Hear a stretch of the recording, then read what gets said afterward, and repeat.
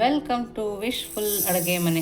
ನೋಡಿ, ಇವತ್ತು ಒಂದು ಲೋಟ ಹುರುಳಿಕಾಳು ತೊಗೊಂಡಿದ್ದೀನಿ. ಹುರುಳಿಕಾಳಿಂದ ಸೂಪರಾಗಿರೋ ರೆಸಿಪಿನ ಮಾಡ್ಬೋದು. ಹುರುಳಿಕಾಳು ಆರೋಗ್ಯಕ್ಕೆ ಕೂಡ ಒಳ್ಳೆಯದು, ತುಂಬ ಶಕ್ತಿನೂ ಇರುತ್ತೆ. ನೋಡಿ, ಇದಕ್ಕೇ 1 ಲೋಟ ಹುರುಳಿಕಾಳಿಗೆ ಅರ್ಧ ಲೋಟ ಉದ್ದಿನ ಕಾಳನ್ನ ಹಾಕ್ಕೊಳ್ತಾ ಇದ್ದೀನಿ.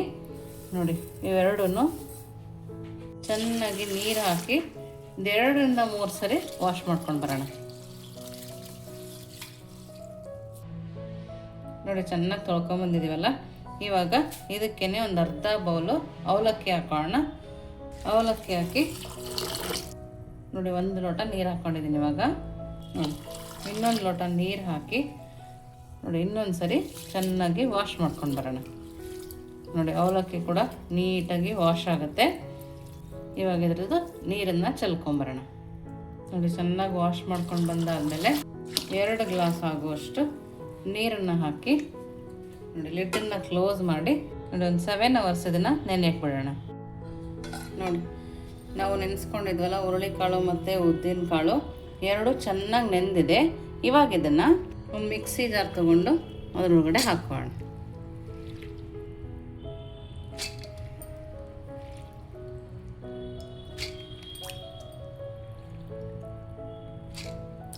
ನೋಡಿ, ಇಷ್ಟು ಹಾಕಿ ಸ್ವಲ್ಪ ನೀರನ್ನು ಹಾಕಿ ಸಣ್ಣದಾಗಿ ನಾವು ಇದನ್ನು ರುಬ್ಕೊಂಬರೋಣ.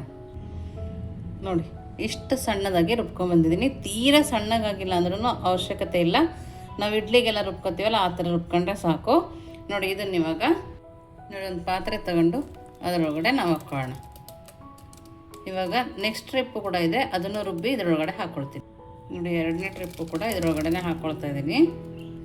ರುಚಿಗೆ ಎಷ್ಟು ಬೇಕೋ ಅಷ್ಟು ಉಪ್ಪನ್ನು ಹಾಕ್ಕೊಂಡು ನೀಟಾಗಿ ಕೈ ಆಡಿಸ್ಕೊಳ್ಳೋಣ. ಇದನ್ನು ಉಪ್ಪು ಮಿಕ್ಸ್ ಆಗೋ ತನಕ ಚೆನ್ನಾಗಿ ಬೀಟ್ ಮಾಡ್ಕೋಬೇಕು. ಈ ಟೈಮಲ್ಲಿ ನಾನಿಲ್ಲಿ ಅಕ್ಕಿ ತರಿನ ಹಾಕ್ಕೊಳ್ತಾ ಇದ್ದೀನಿ. ನೀವು ಬೇಕಂದರೆ ಇಡ್ಲಿ ರವೆ ಬರುತ್ತಲ್ಲ ಅದನ್ನು ಕೂಡ ಹಾಕ್ಕೋಬೋದು. ಹಾಕಿ ನೀಟಾಗಿ ಕೈ ಆಡಿಸ್ಕೊಳ್ಳೋಣ. ಈ ಹದದಲ್ಲಿ 2 ಚೆನ್ನಾಗಿ ಬೀಟ್ ಮಾಡಿ ನೋಡಿ ಇನ್ನೊಂದು ಸರಿ ಈ ಥರ ತಿರುಗಿಸೋಣ.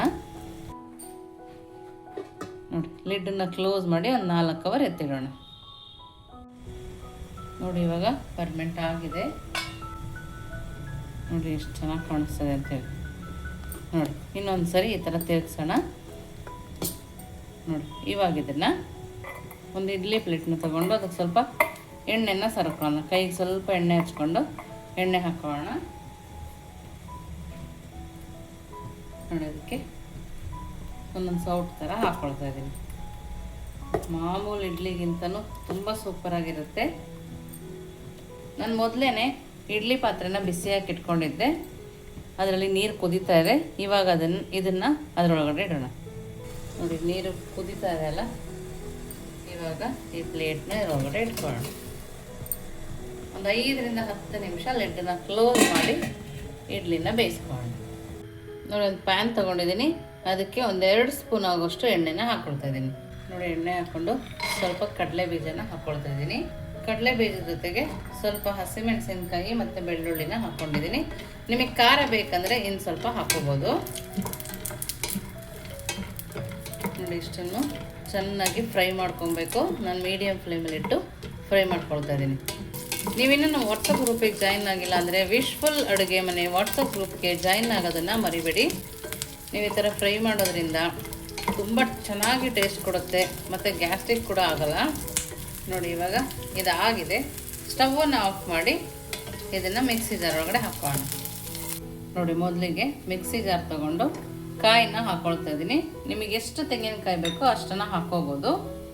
ಹಾಗೆಯೇ ಸ್ವಲ್ಪ ಕೊತ್ತಂಬರಿ ಸೊಪ್ಪು, ರುಚಿಗೆ ತಕ್ಕಷ್ಟು ಉಪ್ಪು, ಹಾಗೆಯೇ ನಾವು ಹುರ್ಕೊಂಡಿದ್ವಲ್ಲ ಕಡಲೆ ಬೀಜ, ಹಸಿಮೆಣಸಿನ್ಕಾಯಿ, ಹಾಗೆಯೇ ಬೆಳ್ಳುಳ್ಳಿ ಇಷ್ಟನ್ನು ಹಾಕೋಣ.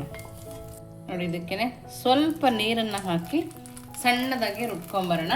ನಿಮಗೇನಾದರೂ ಹುಣ್ಸೆಹಣ್ಣು ಬೇಕಂದರೆ ಹುಣ್ಸೆಹಣ್ಣು ಕೂಡ ಹಾಕ್ಕೋಬೋದು. ನೋಡಿ, ಸೂಪರಾಗಿ ಚಟ್ನಿ ರೆಡಿ ಇದೆ. ನೋಡಿ, ನಿಮಗೆ ತೆಳು ಬೇಕಂದರೆ ತೆಳು ಮಾಡ್ಕೋಬೋದು, ಗಟ್ಟಿ ಬೇಕಂದರೆ ಗಟ್ಟಿ ಮಾಡ್ಕೋಬೋದು. ಇವಾಗ ಇದಕ್ಕೆ ಬೇಕಂದರೆ ಒಗ್ಗರಣೆ ಹಾಕ್ಕೊಳ್ಳಿ. ನಾನಿಲ್ಲಿ ಒಗ್ಗರಣೆ ಹಾಕ್ತಾಯಿಲ್ಲ, ಹಾಗೆಯೇ ರೆಡಿ ಮಾಡ್ಕೊಂಡಿದ್ದೀನಿ. ನೋಡಿ, ಇವಾಗ ಇಡ್ಲಿ ಬೆಂದಿದೆ. ಸ್ಟವನ್ನು ಆಫ್ ಮಾಡಿ ತಕ್ಕೊಳ್ಳೋಣ. ಒಂದು ಬೌಲಲ್ಲಿ ನೀರಿಟ್ಟು ನಿಧಾನಕ್ಕೆ ನಾವು ಇದನ್ನು ತಕ್ಕೋಬೇಕು. ವಾವ್, ನೋಡ್ತಾ ಇದ್ರಲ್ಲ ಎಷ್ಟು ಸಕ್ಕದಾಗಿ ಕಾಣಿಸ್ತದೆ ಅಂತೇಳಿ. ನೋಡಿ ಒಳಗಡೆ ಕೂಡ ನೋಡಿ ಎಲ್ಲದನ್ನು ಇದೇ ಥರ ತಕ್ಕೊಂಡಿದ್ದೀನಿ. ಒಂದೊಂದು ಇಡ್ಲಿನೂ ನೋಡ್ತಿರ್ಬೋದು ನೀವು ಎಷ್ಟು ಚೆನ್ನಾಗಿ ಬಂದಿದೆ ನೋಡಿ. ನೋಡಿ ನೋಡಿ ಇಡ್ಲಿ ಕೂಡ ರೆಡಿ ಇದೆ. ಹಾಗೆಯೇ ಸೂಪರಾಗಿರೋ ಚಟ್ನಿ ನೋಡಿ, ಆ ಚಟ್ನಿ ಜೊತೆಗೆ ಇಡ್ಲಿನ ನೋಡಿ ಎಷ್ಟು ಸಾಫ್ಟಾಗಿದೆ ಅಂತ ನೋಡಿ, ಸೂಪರಾಗಿರುತ್ತೆ. ತುಂಬಾ ಚೆನ್ನಾಗಿದೆ. ಖಂಡಿತವಾಗ್ಲೂ ನೀವು ಒಂದ್ಸರಿ ಮಾಡಿ ಹೇಗೆ ಬಂತು ಅಂತ ವಿಶ್ಫುಲ್ ಅಡುಗೆ ಮನೆಗೆ ಕಮೆಂಟ್ ಮೂಲಕ ತಿಳಿಸೋದನ್ನು ಮರಿಬೇಡಿ. ನೀವಿನ್ನೂ ನಮ್ಮ ಚಾನಲ್ ಲೈಕ್ ಮಾಡಿ, ಶೇರ್ ಮಾಡಿ, ಸಬ್ಸ್ಕ್ರೈಬ್ ಮಾಡಿ. ವಿಶ್ಫುಲ್ ಅಡುಗೆ ಮನೆಗೆ ಥ್ಯಾಂಕ್ ಯು.